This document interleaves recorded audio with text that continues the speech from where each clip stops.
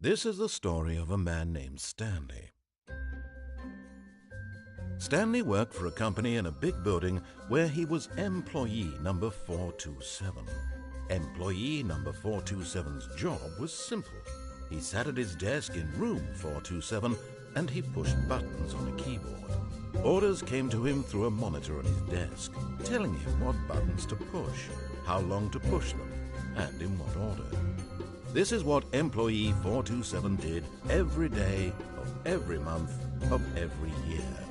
And although others might have considered it soul-rending, Stanley relished every moment that the orders came in, as though he had been made exactly for this job.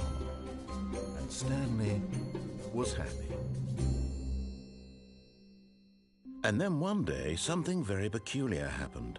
Something that would forever change Stanley. Something he would never quite forget.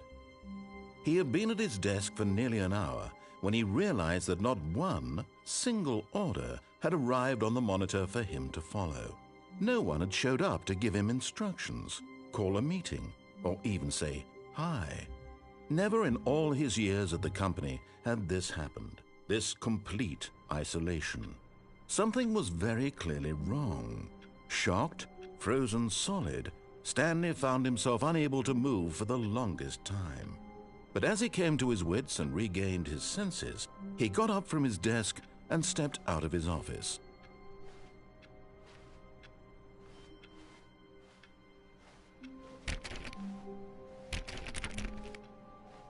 All of his co-workers were gone. What could it mean? Stanley decided to go to the meeting room. Perhaps he had simply missed a memo.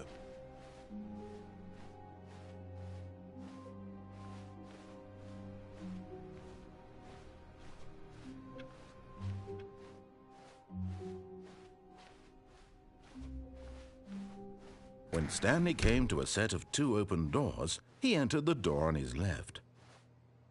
This was not the correct way to the meeting room, and Stanley knew it perfectly well.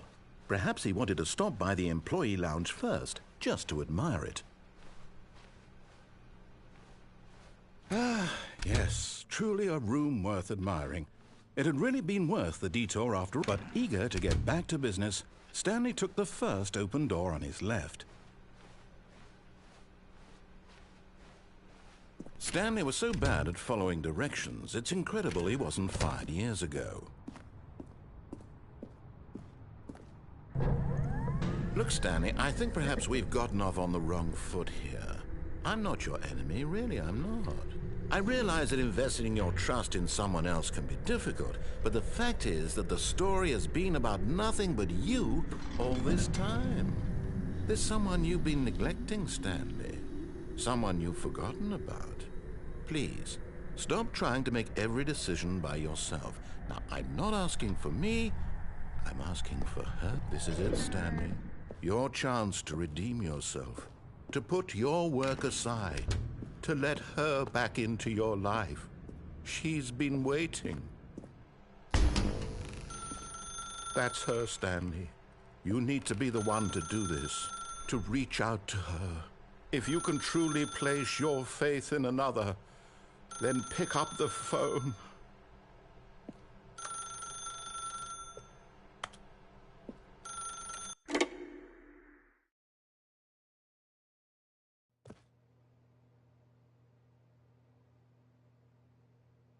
Oh, Stanley, is that you? Hold on, sweetie. Sorry to keep you waiting. I'm just pulling the bread out of the oven. All right. Okay, there we go. All right, now, I want you to come in and tell me all about your day. Gotcha. Oh, come on. Did you actually think you had a loving wife who'd want to commit their life to you? I'm trying to make a point here, Stanley. I'm trying to get you to see something. Come inside. Let me show you what's really going on here. Sorry, but you're in my story now.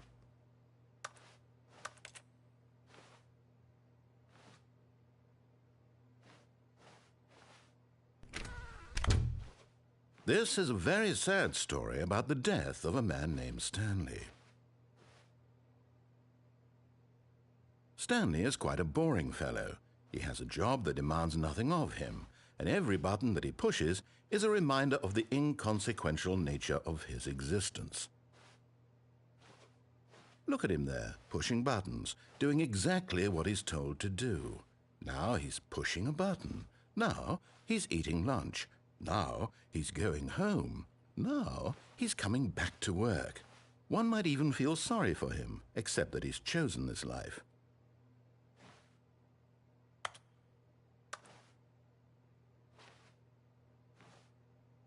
But in his mind, he can go on fantastic adventures.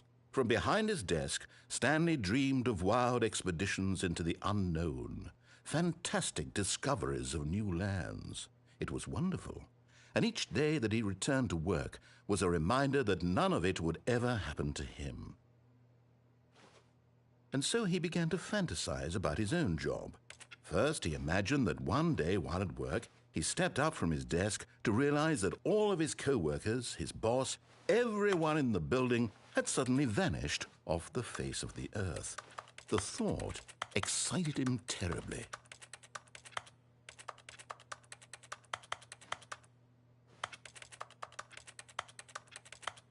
So he went further.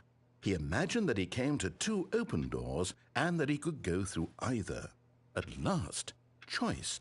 It barely even mattered what lay behind each door. The mere thought that his decisions would mean something was almost too wonderful to behold. As he wandered through this fantasy world, he began to fill it with many possible paths and destinations. Down one path lay an enormous round room with monitors and mind controls. And down another was a yellow line that weaved in many directions, and down another was a game with a baby. And he called it the Stanley Parable.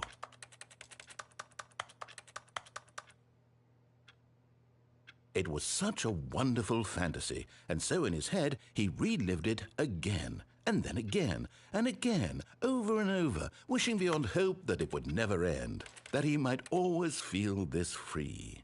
Surely there's an answer down some new path, mustn't there be? Perhaps if he played just one more time. But there is no answer. How could there possibly be? In reality, all he's doing is pushing the same buttons he always has. Nothing has changed. The longer he spends here, the more invested he gets, the more he forgets which life is the real one.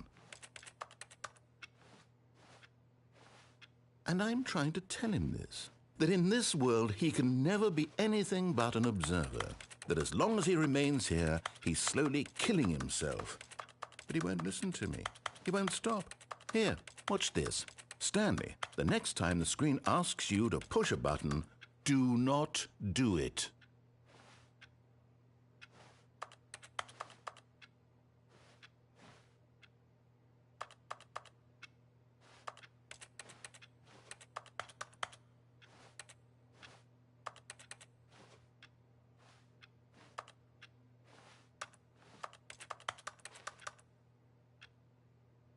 You see? Can he just not hear me? How can I tell him in a way that he'll understand that every second he remains here, he's electing to kill himself?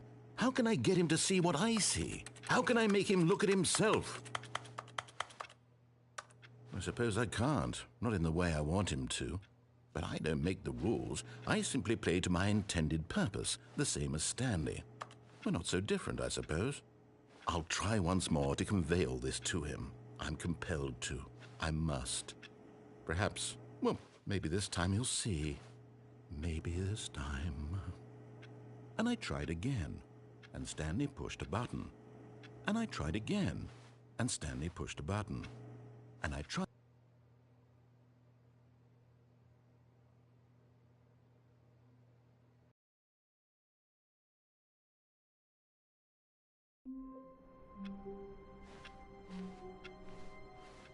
All of his co-workers were gone. What could it mean? Stanley decided to go to the meeting room. Perhaps he had simply missed a memo.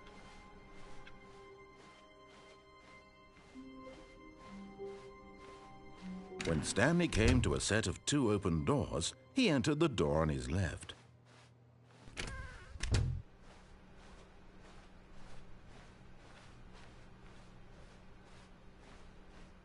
There was not a single person here either.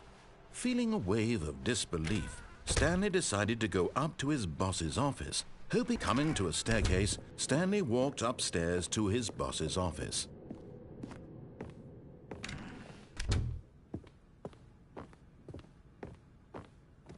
Stepping into his manager's office, Stanley was once again stunned to discover not an indication of any human life. Shocked, unraveled, Stanley wondered in disbelief who orchestrated this. What dark secret was being held from him?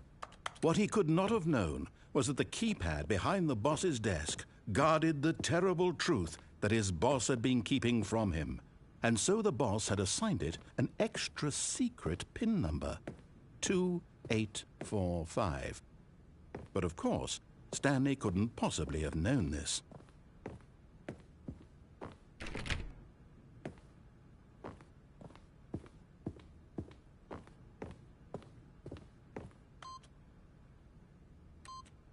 Stanley just sat around twiddling his thumbs, trying to yet incredibly, by simply pushing random buttons on the keypad, Stanley happened to input the correct code by sheer luck.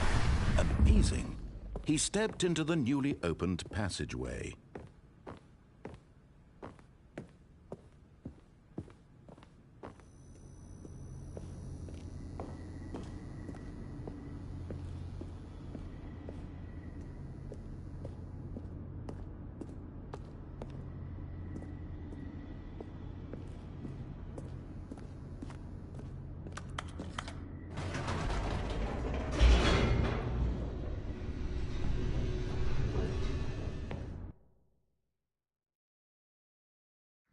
Descending deeper into the building, Stanley realized he felt a bit peculiar. It was a stirring of emotion in his chest, as though he felt more free to think for himself, to question the nature of his job. Why did he feel this now, when for years it had never occurred to him? This question would not go unanswered for long.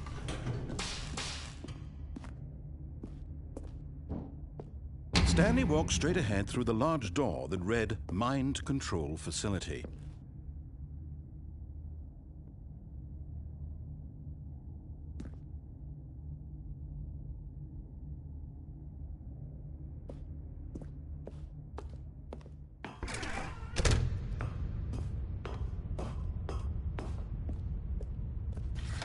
The lights rose on an enormous room packed with television screens.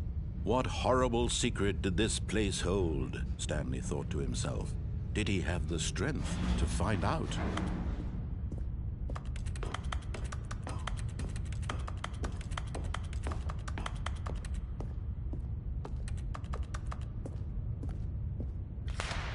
Now the monitors jumped to life, their true nature revealed. Each bore the number of an employee in the building, Stanley's co-workers. The lives of so many individuals reduced to images on a screen, and Stanley, one of them, eternally monitored in this place where freedom meant nothing.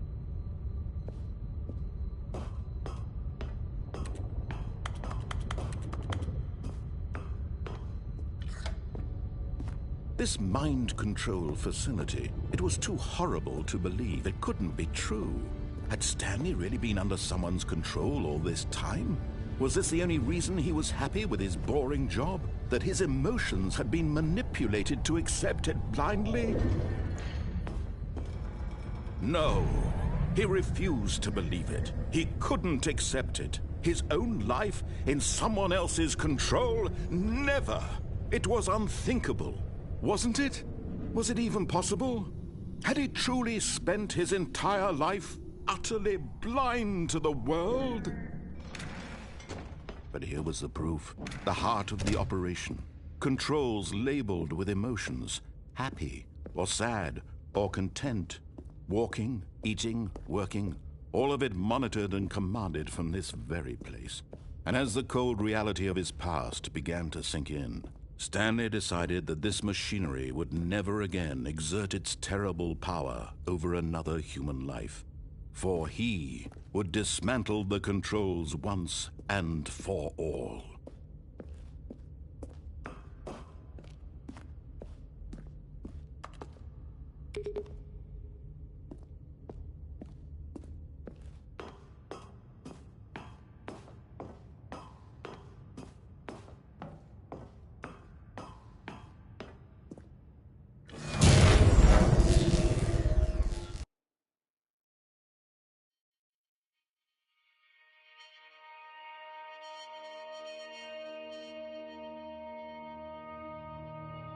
blackness and a rising chill of uncertainty. Was it over? Yes! He had won! He had defeated the machine, unshackled himself from someone else's command. Freedom was mere moments away. And yet, even as the immense door slowly opened, Stanley reflected on how many puzzles still lay unsolved. Where had his co-workers gone? How had he been freed from the machine's grasp? What other mysteries did this strange building hold? But as sunlight streamed into the chamber, he realized none of this mattered to him, for it was not knowledge or even power that he had been seeking, but happiness. Perhaps his goal had not been to understand, but to let go. No longer would anyone tell him where to go, what to do, or how to feel. Whatever life he lives, it will be his. And that was all he needed to know. It was perhaps the only thing worth knowing. Stanley stepped through the open door. Stanley felt the cool breeze upon his skin, the feeling of liberation, the immense possibility of the new path before him. This was exactly the way, right now, that things were meant to happen. And Stanley was happy.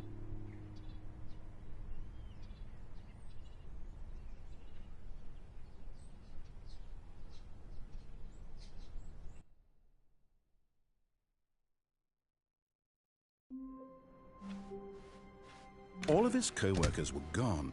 What could it mean? Stanley decided to go to the meeting room. Perhaps he had simply missed a memo.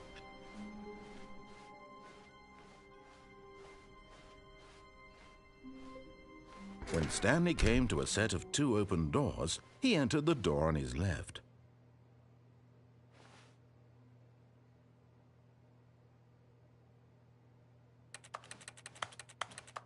This was not the correct way to the meeting room, and Stanley knew it perfectly well.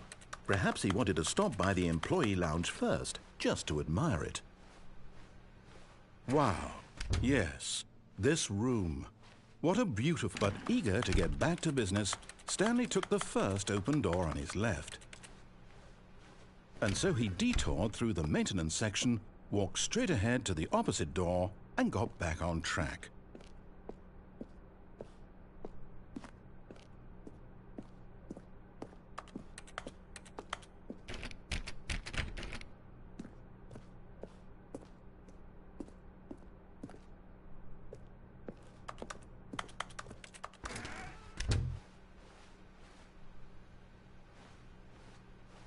Yet there was not a single person here either.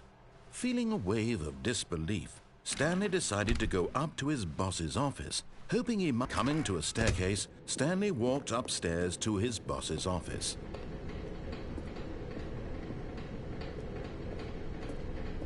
But Stanley just couldn't do it. He considered the possibility of facing his boss, admitting he had left his post during work hours. He might be fired for that. And in such a competitive economy, why had he taken that risk? All because he believed everyone had vanished? His boss would think he was crazy. And then something occurred to Stanley. Maybe, he thought to himself, maybe I am crazy. All of my co-workers blinking mysteriously out of existence in a single moment for no reason at all? None of it made any logical sense. And as Stanley pondered this, he began to make other strange observations. For example, why couldn't he see his feet when he looked down? Why did doors close automatically behind him wherever he went? And for that matter, these rooms were starting to look pretty familiar. Were they simply repeating? No, Stanley said to himself, this is all too strange. This can't be real. And at last, he came to the conclusion that had been on the tip of his tongue. He just hadn't found the words for it. "I'm dreaming!" he yelled. "This is all a dream." Oh, what a relief Stanley felt to have finally found an answer, an explanation. His co-workers weren't actually gone. He wasn't going to lose his job. He wasn't crazy after all. And he thought to himself, I suppose I'll wake up soon I'll have to go back to my boring real-life job pushing buttons. I may as well enjoy this while I'm still lucid. So, he imagined himself flying and began to gently float above the ground. Then he imagined himself soaring through space on a magical starfield, and it too appeared. It was so much fun, and Stanley marveled that he had still not woken up. How was he remaining so lucid? And then perhaps the strangest question of them all entered Stanley's head. One he was amazed he hadn't asked himself sooner. Why is there a voice in my head dictating everything that I'm doing and thinking? Now the voice was describing itself being considered by Stanley, who found it particularly strange. I'm dreaming about a voice describing me, thinking about how it's describing my thoughts, he thought. And while he thought it all very odd and wondered if this voice spoke to all people in their dreams, the truth was that, of course, this was not a dream. How could it be? Was Stanley simply deceiving himself, believing that if he's asleep, he doesn't have to take responsibility for himself? Stanley is as awake right now as he's ever been in his life. Now, hearing the voice speak these words was quite a shock to Stanley. After all, he knew for certain, beyond a doubt, that this was in fact a dream. Did the voice not see him float and make the magical stars just a moment ago? How else would the voice explain all that? This voice was a part of himself too. Surely, if he could just... He would prove it. He would prove that he was in control, that this was a dream. So he closed his eyes gently, and he invited himself to wake up. He felt the cool weight of the blanket on his skin, the press of the mattress on his back, the fresh air of a world outside this one. Let me wake up, he thought to himself. I'm through with this dream. I wish it to be over. Let me go back to my job. Let me continue pushing the buttons. Please, it's all I want. I want my apartment and my wife and my job. All I want is my life exactly the way it's always been. My life is normal. I am normal. Everything will be fine. I am okay.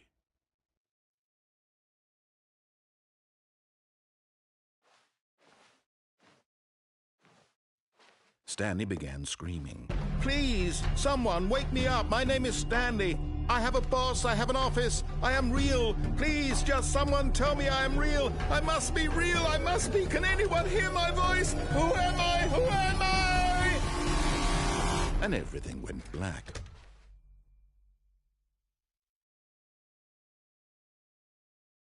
This is the story of a woman named Mariella. Mariella woke up on a day like any other. She arose, got dressed, gathered her belongings, and walked to her place of work. But on this particular day, her walk was interrupted by the body of a man who had stumbled through town talking and screaming to himself, and then collapsed dead on the sidewalk. And although she would soon turn to go call for an ambulance, for just a few brief moments she considered the strange man. He was obviously crazy. This much she knew. Everyone knows what crazy people look like. And in that moment, she thought to herself how lucky she was to be normal. I am sane. I am in control of my mind. I know what is real and what isn't. It was comforting to think this, and in a certain way, seeing this man made her feel better. But then she remembered the meeting she had scheduled for that day, the very important people whose impressions of her would affect her career, and by extension, the rest of her life. She had no time for this, so it was only a moment that she stood there, staring down at the body. And then she turned and ran.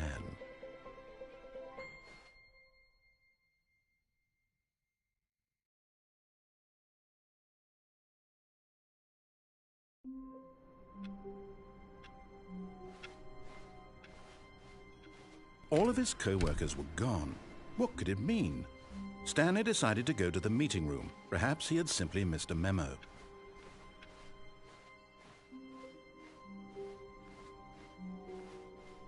When Stanley came to a set of 2 open doors, this was not the correct way to the meeting room, and Stanley knew it perfectly well. Perhaps he wanted to stop by the employee lounge first, just to admire it. The lounge was sublime, a work of art. But eager to get back to business, Stanley took the first open door on his left. Stanley was so bad at following directions, it's incredible he wasn't fired years ago.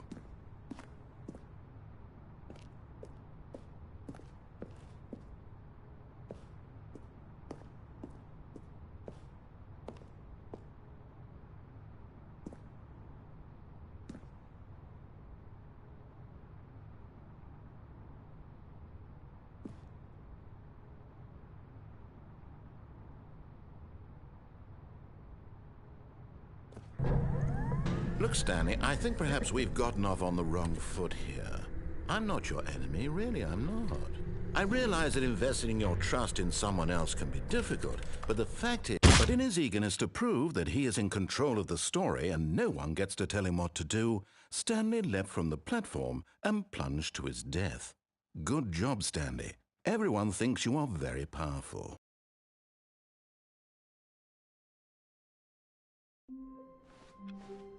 All of his co-workers were gone. What could it mean? Stanley decided to go to the meeting room. Perhaps he had simply missed a memo.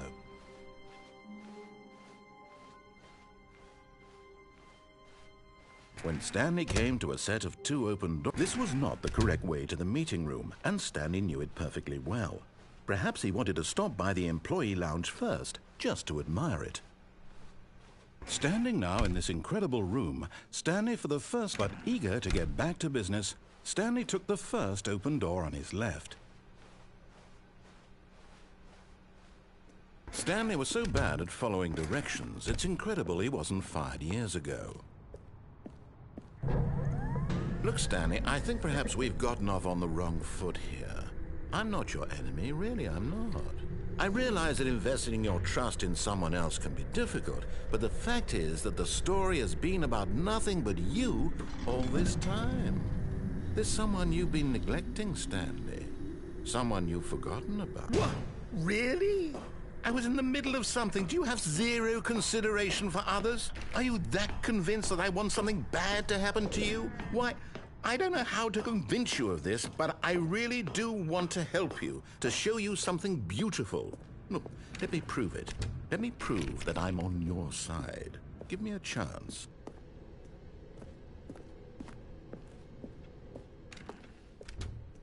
Now listen carefully, this is important. Stanley walked through the red door.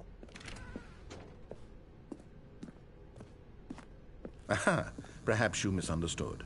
Stanley walked through the red door. I still don't think we're communicating properly. Stanley walked through the red door. All right, fine, go ahead, Stanley. You want to know so badly what's out there? You want to find out what lies at the end of this road you've chosen? Well, don't let me stop you. You see? There's nothing here. I haven't even finished building this section of the map, because you were never supposed to be here in the first place. Broken rooms, exposed developer textures. Is this what you had wanted? Was it worth ruining the entire story I had written out specifically for you? Do you not think I put a lot of time into that? Because I did. And in the end, it was all for nothing, because this is what you wanted to see. Help me here, Stanley. Help elucidate these strange and unknowable desires of yours. What would have made this game better? What did you want to see? Vehicles? Skill trees? Work with me. You've given me absolutely nothing so far. Tell you what, let me take a stab in the dark at a new design, and you can give me some feedback. There we go. A third option. This already feels leaps ahead of where we were before. Go ahead, Stanley. Take it for a spin.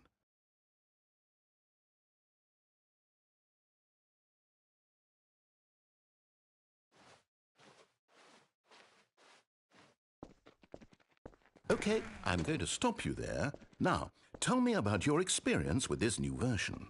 Would you say that the game benefited from allowing you more choices? Feel free to be honest. I'm looking for some real critical feedback here.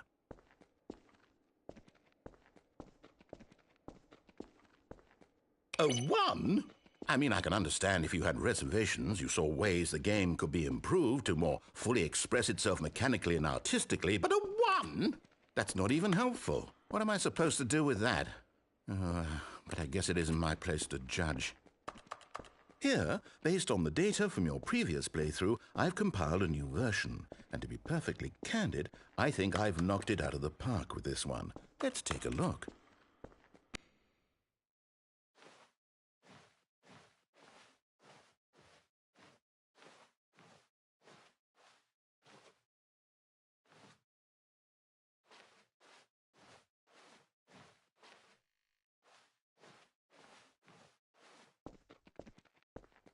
Now, would you say that competitive leaderboard helped you feel motivated to keep walking through doors? Again, honest answers, please.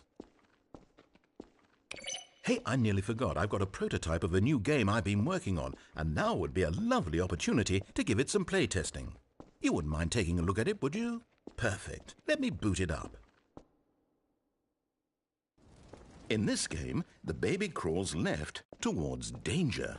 You click the button to move him back to the right, and if he reaches the fire, you fail. It's a very meaningful game, all about the desperation and tedium of endlessly confronting the demands of family life. I think the art world will really take notice. But of course, the message of the game only becomes clear once you've been playing it for about 4 hours. So why don't you give it 4 hours of play to make sure it's effective? Be sure to keep notes on your experience.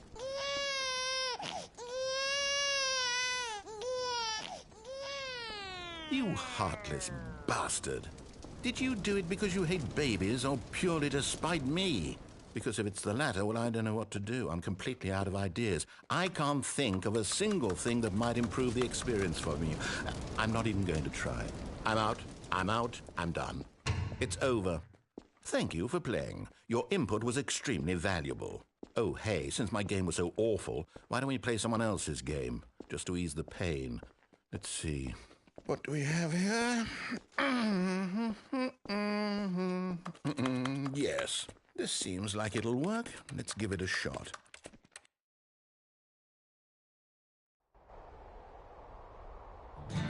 Aha! Fascinating. What do you think this game is about, Stanley? What's our backstory? What is our motivation? Well, it seems obvious to me that you are meant to play as a creepy man spying on innocent civilians below you from up high in your creep tower, perhaps for some sort of twisted erotic purpose. Yes, that must be it. What a fascinating venture into the experience of total mental depravity. So far, I love everything about this game, Stanley. And it seems there's even more. Come, let's venture outward and see what else is out there.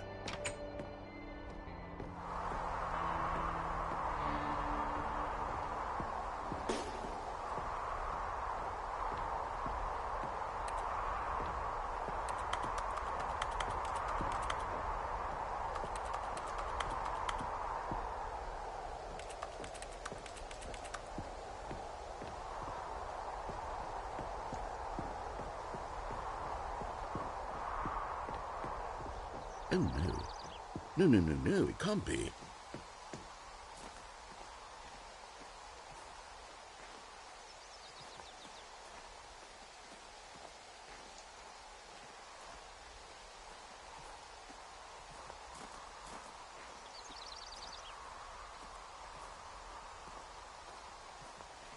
It is.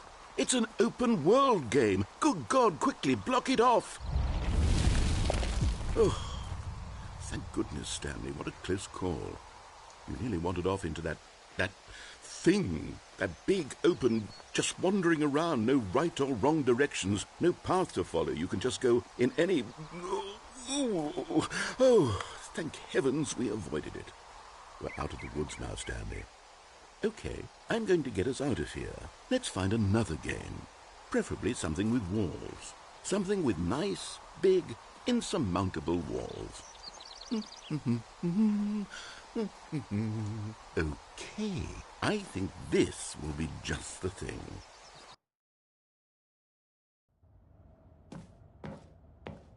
Wonderful. See, this is exactly what I had in mind. Just a nice big box for you to run around in. There isn't any possibility that you could get lost here. Now this is game design. Stanley, if you manage to get lost in this game, I will be phenomenally impressed. Okay, so what exactly do we do here? Let's see. There are lots of cars here in the back, but obviously there's no racetrack. Okay, I'm seeing that there's a ball of some kind back here. Is this game sports ball? Stanley, I think it's sports ball. Oh, what fun. We shall run the bases and do a touchdown together. Yes, I think surely we must. Okay, Stanley, here's the ball. Have fun.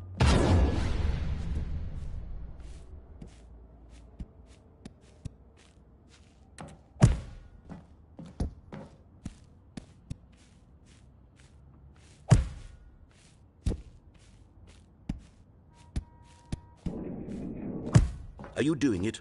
Are you winning? Is this fun? Is it better than my miserable... Hold on. What are you doing?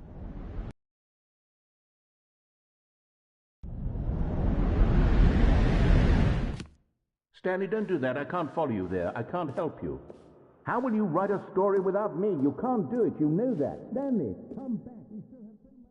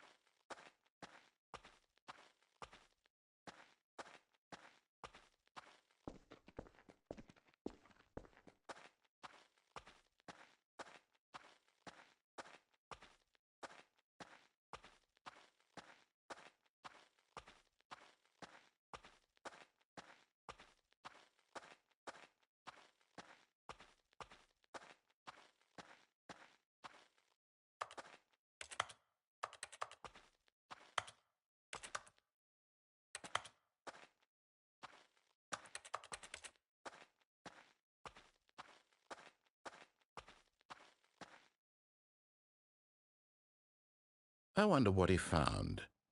If what he wanted was to be the leading man in his own story, well, perhaps he's gotten it, down in wherever he is right now. I wonder if he's happy with his choice, and if he's learned the heavy cost that comes with it. He'll understand soon what I was trying to tell him. He needs me. Someone who will wrap everything up at the end, to make sense out of the chaos and the fear and the confusion. That's who I am. That is what I mean to this world. Oh, yes. Yes, I'll be back. There's no other way. Once this ends, after it all comes to a close, then I'll be back. The end will be here soon. Very soon. I can wait.